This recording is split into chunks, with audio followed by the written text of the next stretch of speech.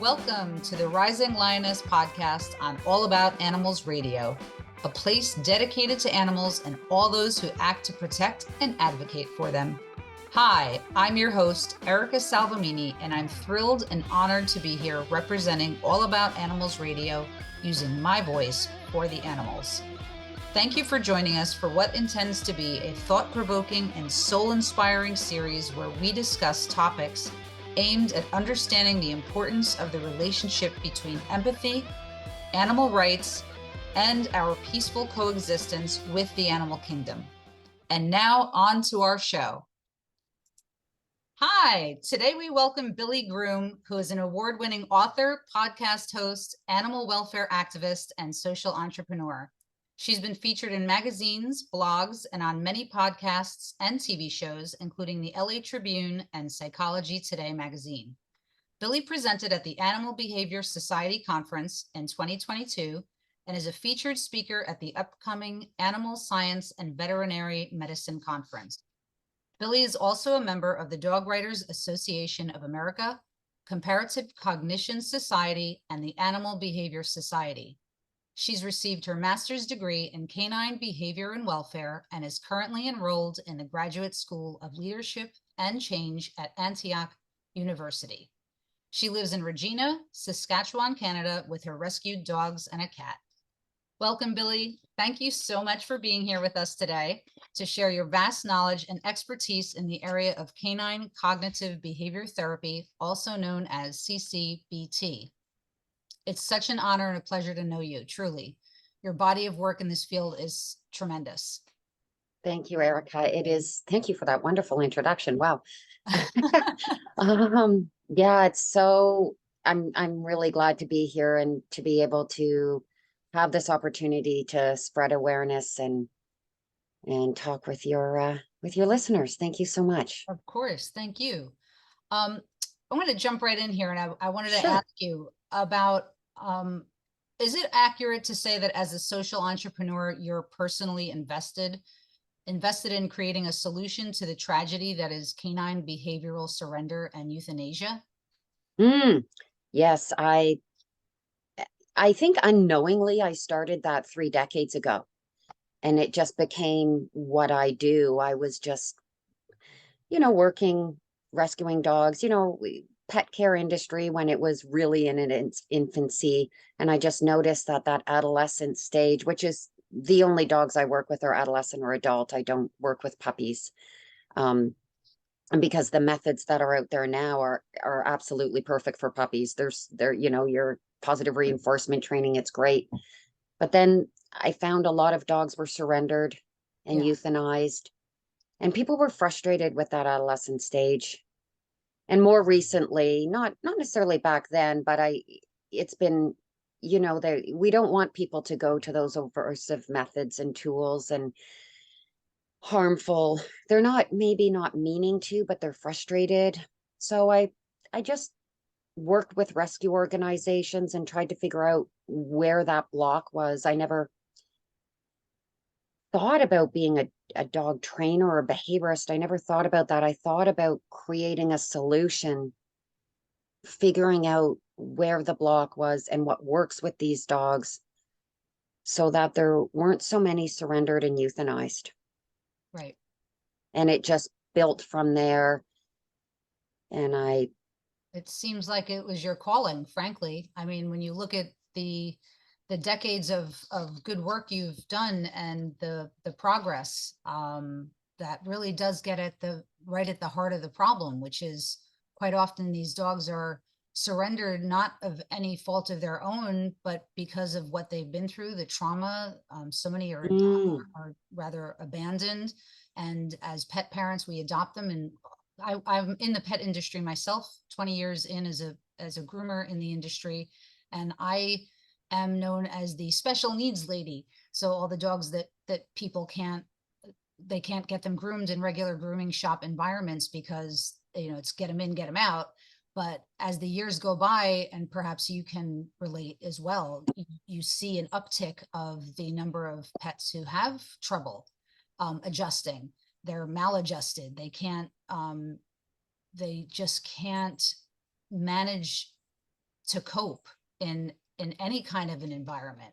And people are like, Yeah. I don't understand. This dog has had the best life ever. I've had it since it was 8 weeks old, and they just can't figure out what could possibly be wrong. And I as a um I work as an energy worker with pets who have issues. I do Reiki with them, and it's kind of the same thing. It's like the stuff that you can't see, the trauma, and then even trauma that's passed down from their mamas, right? So it's genetically patterned into them somehow.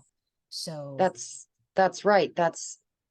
It's interesting that you say that, because what we do is very similar, and people sometimes think, oh, it's such a niche profession, or it's for dogs that only have this huge troubled background. And there's a lot of topics around that, because there's lots of dogs that I've rescued throughout my 3 decades that come straight off the street. They've had a terrible beginning and they just fit right into homes and off they go. They don't need this complicated decompression period and 3 days, 3 weeks, 3 months, and don't take them for a walk. And like, it's become so complicated, and not every dog needs that. And then, as you said, there's other dogs where they've had such this great beginning. They've been in a very good home from puppyhood, but they hit that adolescent stage. And right now, the way that the system is designed is it's really focused on what to do during puppyhood, and then that's going to prevent all these problems in the future. right. The gap, the gray area that they're missing there is just the same with children. You need to adapt and grow as their cognitive skills kick in. They think and perceive things differently. Their brain development works differently. So I've taken courses on neuroscience and canine development and brain development, and it's just like that adolescent stage with children, where they're focusing and they're trying to process, but their brain loses that connectivity and that ability to process before they react, to stop and make good decisions. Right. And that's what you get. So it should be commonplace. It should be normal to say, if we happen to get our dog at puppyhood, use this positive reinforcement training. It works really well, which is designed to encourage right behavior, reactive in nature, to teach right from wrong. Off we go. And then we hit the adolescent stage, and we need to take a different approach because their thought patterns are different. And even if they come from a disadvantaged past, they come into our world with their own thought patterns, with their own experiences, and this is perceived as challenging or difficult. Right. It's not when you use a method that is designed to harness those skills. So CBT, not just with canines, but as a psychology-driven methodology, it's designed to harness cognitive skills and to respect emotional intelligence and to take a proactive approach and a holistic approach, which is a lot what you do as well. I mean, you're taking an overall holistic approach, and it's not just about that dog that minute right there. It's about the whole big picture. Right. Exactly. And you work as a team with, I Mhm, tell my clients that we're mhm. working together. Me as your, pet care provider, service provider, your pet, and you as the pet parent. And what we work on together as a team will, hopefully eventually affect change, but we have to be patient and we have to work together on it. So yeah, I can relate tremendously to what you're doing. And I think it's just amazing, wonderful, and so very much needed. So it's really a thrill to be doing this show with you for that reason. Thanks. Can you tell me a little bit about your clients? Are they often brand new pet parents, or are they more Mm. experienced? Well, I have veterinarians for clients. That's I awesome. have, what I really love is when I have psychologists or people that have used CBT in their own life, or maybe with their child, or maybe to overcome an eating disorder. It's interesting that in the last 5 years, maybe more, but it's become something people talk about. It's not so hidden. it's in workplaces, it's in schools. You know, we need to address the reason for behaviors, not just the behavior. And that's carried over to the animal world as well. And in order to do that, you need a method that is designed to do that. Sure. And that's why talking about CBT. So when I work with my clients, getting back to the question, when I work with my clients, some of them have very little experience on dog behavior, but very few. I would say majority of people have had a number of dogs before or have worked with a couple of trainers even. And it's not that those trainers were bad trainers. It's just that their method wasn't appropriate for the life stage of this dog or for the personality or for the issues. And I shouldn't say issues because it's the same issues that other trainers work with. It's the exact same thing: aggression, anxiety, stealing socks, jumping up, leash reactivity. It's all the same problems. It's just you want the method that works with that dog at that dog's stage and the reason for the behavior. And so I would say my clients, for the most part, are pretty familiar with what's out there and what they've tried. And they've tried canine enrichment, which is great. I love canine enrichment, but it's not a method. It's not intended to address issues. It does harness cognitive skills. Same with sports, agility, things like that. So I would say with all the information out there, most people are fairly educated. Right. But even if they're green, that's good too. Right. Right. I would imagine there's an advantage to both. If Yeah. they understand and respect if they understand it, chances are they respect what it is and how it works. And if they don't, I would imagine that some of your clients are, when they come to you, they're probably at their wits' end already and are Yeah. just like, I don't care. I surrender to you. Show me, tell me, be my guru, because nothing's working. Yeah. And they just want to make Yeah. it work for them and their pet. Yeah. And then they get frustrated because we work together for a couple days. I mean, every client's different and every dog has a different pace that they're going at, which also is affected by the people. So I'm working with the people more than the dogs, because I also work 100% virtually. So I have clients all over the world. That's It doesn't fabulous. have to be. So great to know. Yeah. So I'm working with the people. So there's a lot of factors in there, but often after a couple days, they're saying to me, I'm already seeing changes. Why didn't my behavioral veterinarian know? Like, a lot of them have their dogs on medication or have hired a behavioral veterinarian and they question, Yeah. and it can be frustrating for them to think everything that they've gone through. And then all they needed was the right method. It is It seems, frustrating, isn't it? yeah, And yeah. I know just from my experience and working with my clients who I feel for them, not just Hmm. for the animals, but for their people too, because they're, like I said, they're frustrated. They're sometimes heartbroken because they don't know what to Hmm. do. And then, then there's a change in the family. And I always ask them, like, what's going on? Is there something happening in the household? Oh, we had a baby and now this is happening. Now it's worse. Mm-hmm. Or, things that we didn't see before are happening now. And it's the same thing for humans. And so the way I see it, again, I'll go back to, I can compare it to like the energy work. There's a parallel with the people's behavior and the animals' behavior. And if there's Mm-hmm. troubles at home and issues going on and they're having their own sets of issues, the animals are going to respond to that as well. And so we have to be more understanding but using a methodology like this would certainly go a long way to creating permanent, or I should say long-term change. And Exactly, because it's not designed to teach right from wrong. right. It's designed to provide skills Yes. that allow people to have changes in their lives and to Right. Because incorporate their dog into their life and have changes occur, whether that's change in work schedule or complete change in life, um, marriage, divorce, something larger. right. Or even I've worked with people where the dogs are just, it could even just be, I remember years ago when a client took her like she had a rug under an area rug and took it out to be cleaned. And it was not something that she cleaned all the time, took out to be cleaned. It was, maybe once a year or whatever. And the dog had a really hard go with that. And it took us a bit to Wow. figure it out.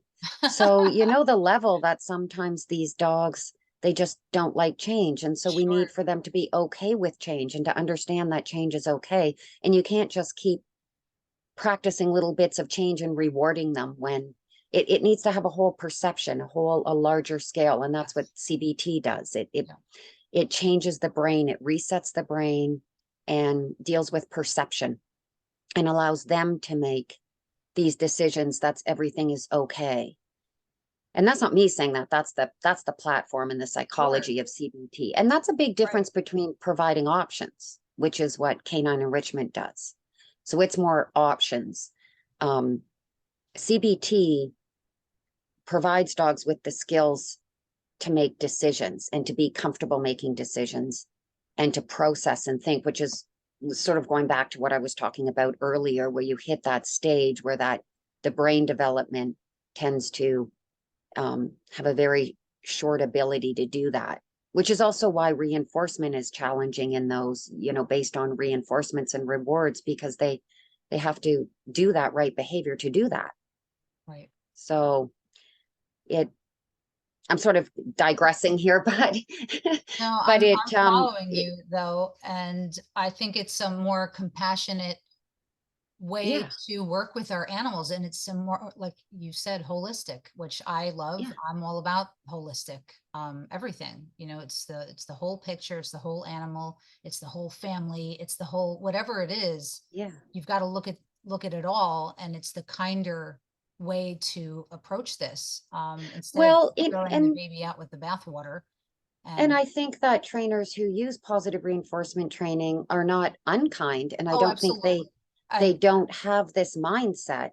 It's just that the conditioning methods are intended, it's almost like they're trying to fit a square peg into a round hole. Yeah. So they're getting this mindset of proactive and holistic and acknowledging emotional intelligence.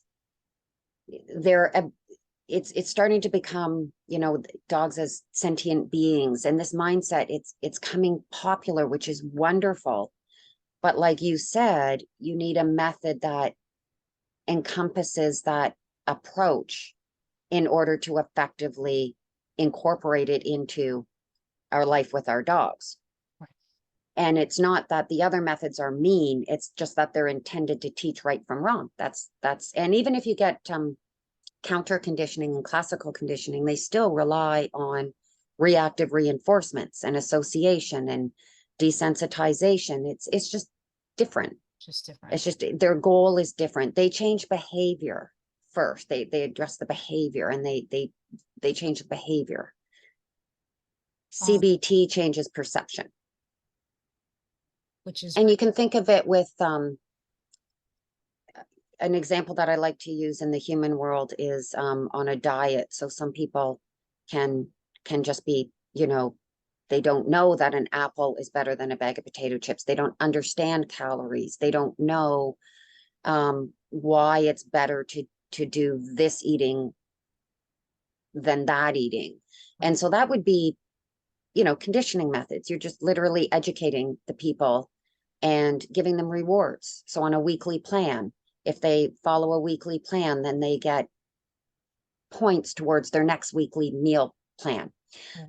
But if their eating is caused from an emotional state or from stress or anxiety, and they know it's better to eat an apple than a bag of potato They chips, can't and help they it. know it's wrong to eat potato chips at night, you need to take a different approach. Right. They need to change their whole mindset and be okay and have their brain not go into this panic state and reach for that bag of potato chips. And they have to decide that on their own.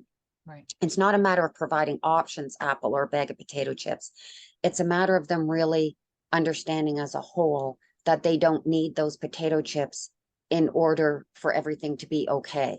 And finding a way to control the impulse too. Control the impulse. Yeah. And they talk about impulse control a lot with dog training, but again, it's done more as a physical, like a stay, Right. type thing, Right. not without getting into dog training. But And it's really that impulse control needs to come from their brain, not from a, yeah, and so that's what I do. So I've learned from working with hundreds of dogs over the years, and they actually taught it to me. I took the Jane Goodall approach, the hands-on right there, Love it. learning from the animals, That's and then yeah, started to apply it to people and work with people. And that's when I really formulated it. I didn't actually know it was CBT until in my more recent years, when I started to work more with people. And it was psychologists and people who worked with children and children trauma. And they were telling me, your approach is more like CBT. right. And this was sort of a For light dogs. bulb moment for me. So then I started to really study. And that's when I decided, you know what, I need to study also what these other trainers are doing. I never really thought that much about it. I knew it wasn't the same as what I was doing, but it really wasn't, because I wasn't intending to be a dog trainer. I didn't take their courses and I didn't need to. I was doing my own thing and it was working. Right. So once I started to study their methods and study the psychology behind it, it really was a light bulb moment for me to really be able to understand why what I was doing was working, and to formulate it into an actual formula that is creative and it's adjustable and adaptable, but it does follow the formula of CBT. And that was so interesting for me, I and think to it's study that brilliant. brain. And Yeah. yeah, It is. it's just really fascinating to learn more about why what I was doing was working. I sort of took the backwards approach, right? It's brilliant and it worked. So bravo Yeah, to you for doing it. I have a question for you. Why do you sure. think the other industry leaders are, rather, why do you think industry leaders are not familiar with your method? Because well, you'd have to ask them. I think it would be interesting just to ask them, you know. Yeah.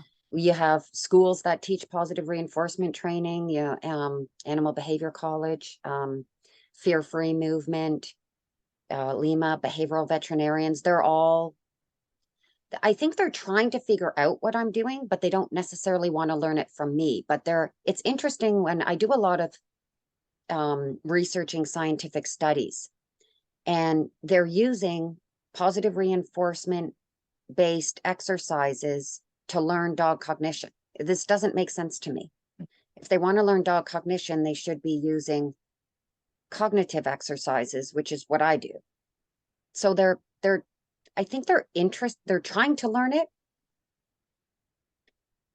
Um, I I don't know why they wouldn't want to provide trainers with more tools in the toolbox, because a lot of trainers, I think, are told that they have to do positive reinforcement training and that anything else is bad and horrible. And that stems from a good place, I think. I think it stems from, we don't want people to go down that road where they're using aversive methods, harmful tools. We don't want that. So they're trying to say positive reinforcement is the only way. No, it's not the only non-harmful effective method. I don't know if it's because I don't know why, but they really should be incorporating this other method, because it really would prevent a lot of people from going, and trainers, because there's trainers that are certified in positive reinforcement and they'll use the e-collar just because it's simply, they feel they have to. Right. So I don't know. I have reached out. I spend a lot of time reaching out, trying to make connections, trying to work collaboratively with industry experts, but sometimes change is hard for Right. people. I agree. It's not hard for pet parents, because they don't have an allegiance to the industry. Right. They don't have a reason to say, well, maybe my colleagues might not approve of me, or I might lose status where I am. And They then don't have that. they just want what works. They want a Yeah, they just want solution. what They works. want help. Yeah. I mean, some people may say, well, it's not scientifically proven, but it is. Right. Or if not, then let's do that. Let's go down that road.